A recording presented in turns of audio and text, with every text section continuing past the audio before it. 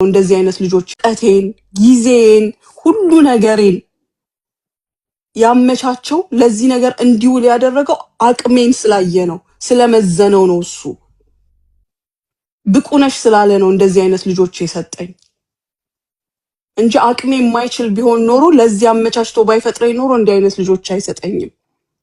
ለነገ ያዘጋጀልኝን ስለሚያውቅ ነው። ልጆችሽ የሆነ ሌላ ነገር ያለባቸው ናቸው? እኔ ይኸውልህ እንግዲህ ስለ ራሴ ዛሬ ልናገር። 6 ልጆች አሉኝ። ማሻአላህ የ6 ልጆች እናት ነኝ። የመጀመሪያ ልጄ የ23 ዓመት ልጅ ናት። ሁለተኛ ዓመት ካናዳ ውስጥ ሜዲካል የምትማር ናት።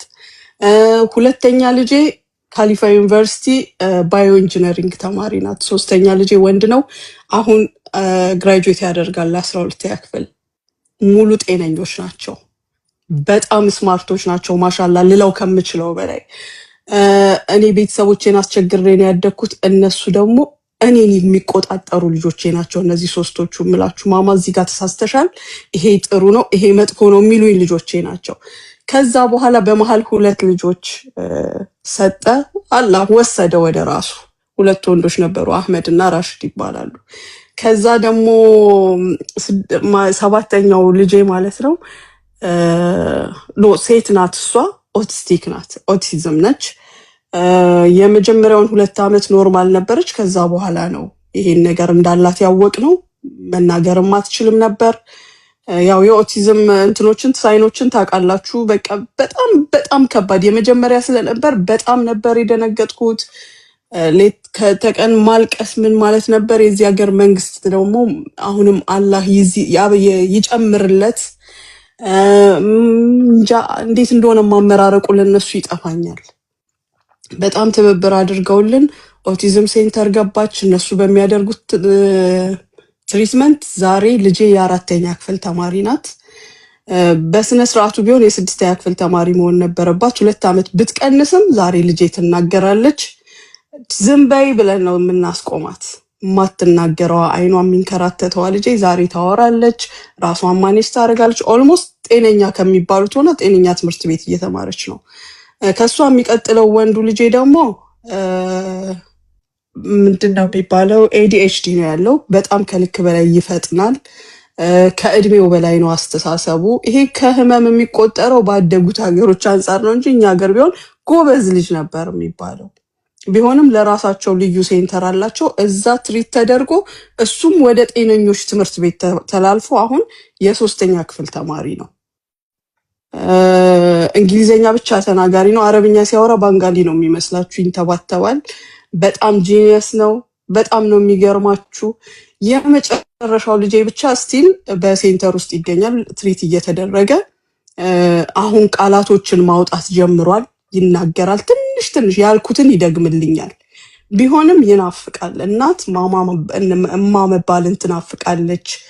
የሆነ ነገር ፈልጎ ልጄ ሲያለቅስ ማየት ሳልረዳለት መቅረቴ ያመኛል። እንደ ሰው ብቻ እንዴት ልበላችሁ፣ እንደ ሰው ቢነግረኝ ቢያወራልኝ እንደ እድሜው አሁን በአሁኑ ሰዓት የ8 ዓመት ወደ 9 እየሄደ ነው። እንደ እድሜው ቢሮጥ ቢዘል ቢጫወት ኳስ ሲል ምን ሲል ባየው ደስ ይለኛል። ግን ስቲል ሐምድላህ ለሰጠኝ ነገር ሁሉ በጣም አመሰግነዋለሁ። መቋቋም በምችልበት መንገድ በዚህ ፖዚሽንም ስላስቀመጠኝ አመሰግነዋለሁ። ከየመጀመሪያዎቹን ልጆቼን አስብና እነዚህን ሳይ ጽናናለሁ። ነገም ደግሞ እነሱ የደረሱበት እንደሚደርሱልኝ አምናለሁ። ይሄን የሰጠኝ ምናልባት የራሱ ብቻ ሊያረገኝ ስለፈለገ። አንዳንዴ ሁሉ ነገራችን በጣም ሲሞላ የፈጠረንን እንረሳለን። ግን የሆነ ነገር ሲኖረን እኔ ከጎዶሎ አልቆጥራቸውም ልጆቼን፣ በእነሱ ነው ሙሉ የሆንኩት። ከጎዶሎ ሳይሆን የምቆጥራቸው አላህ የራሱ ብቻ ሊያረገኝ ስለፈለገ ልጆቼን እያሰብኩ ከሱ ጋር ቢዚ እንደሆን ስለፈለገ የሰጠኝ ነገር ነው። ደስተኛ ነኝ። ማለሽ ሙኒትዬ ደስተኛ መሆንሽ ነው ዋናው ነገር። ፈጣሪ ይመስገን።